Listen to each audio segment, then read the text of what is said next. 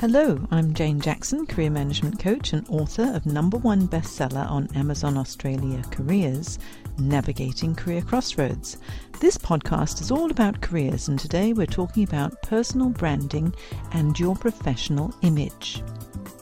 Now, when it comes to career management and getting a dream role, have you ever wondered why, when qualifications and experience are equal, some people gain an advantage over their competitors? Often it's not because they are any better qualified for the job, but because they present themselves as if they are. They create the impression that they are a good fit for the role and the culture of the organization. The positive first impression they project paves the way to their success. Now, your personal presentation will undermine or establish your credibility. If you're lacking, it brings your credibility into question.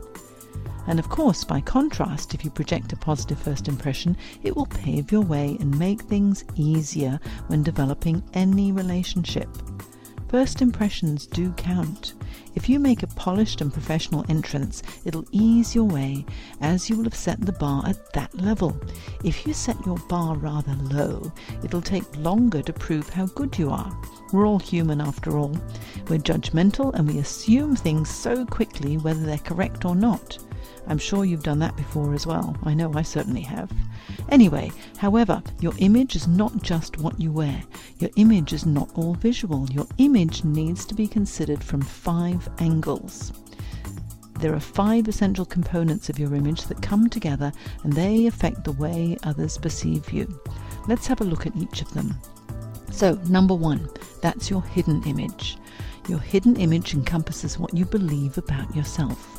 They include your past experiences and any fears that may be holding you back. Whether you are firstborn, secondborn, or the baby of the family plays a big part in how you view your world, along with whether you're male or female, whether you had an easy childhood or if your early life was a struggle, and so much more. Others won't be able to see this hidden image, and you can't see the hidden image of others, but affects what we see, hear, do, and also how we react to every situation every day. Now, how does this affect your job search? I found that from my own experiences and those of the clients that I've coached over the past 14 years, our hidden image plays the trump card when it comes to success and the way we handle challenges. Let's think about your hidden image. What are your expectations? What are the expectations of your family and your friends? And how does that affect your choices and the way you view your world, and how does it affect your job search? Now, the second component of your image is your assumed image. We're all preconditioned to develop expectations about a person even before we meet them. Our first impression depends a lot on what we've heard about them and what we think we already know. What's their reputation in their industry? Media. Who do they work for? What position do they hold? Which country are they from? What social demographic were they brought up in?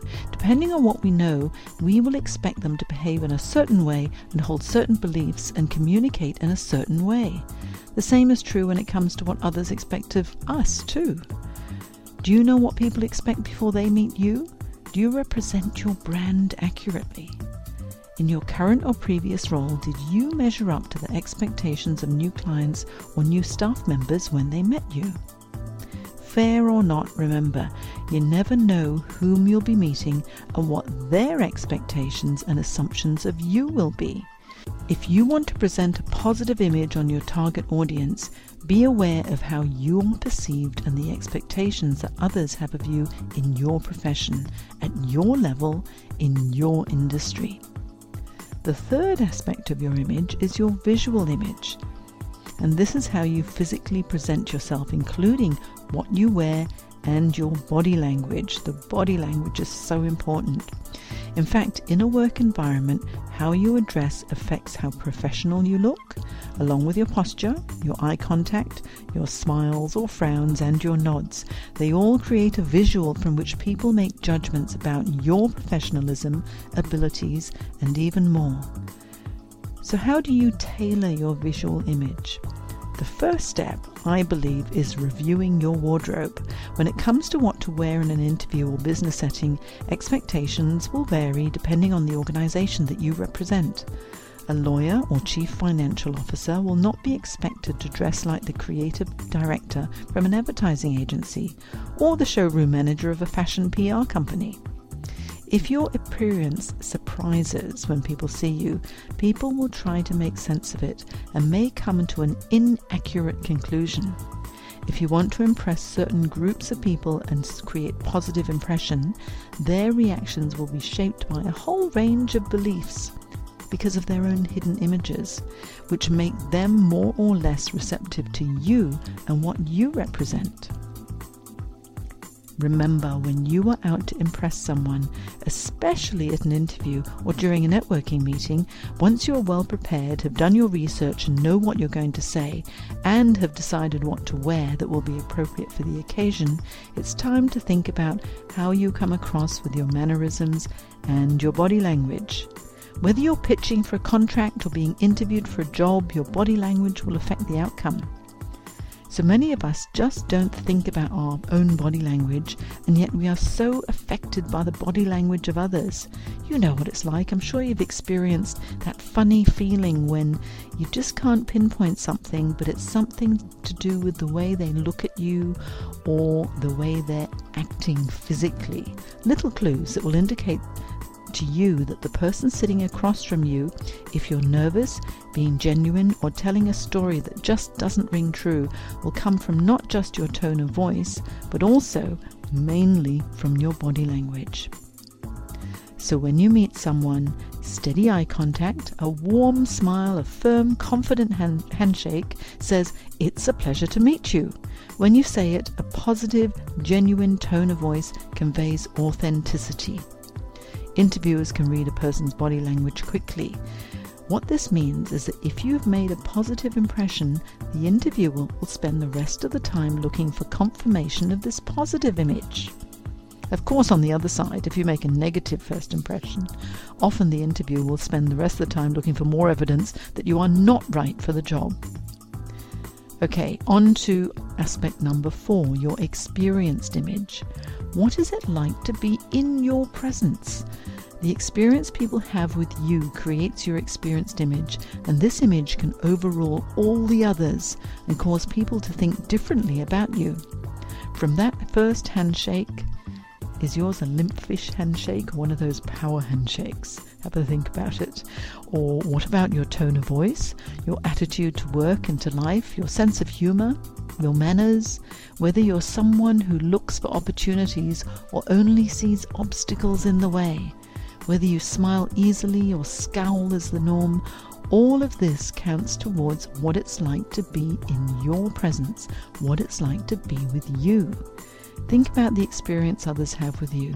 Do you talk over people? Do you defer to others? Do you make introductions politely?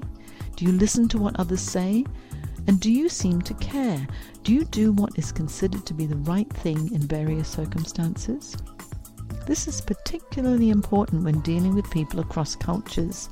What is acceptable in your culture may not be acceptable in theirs. And finally, your proven image.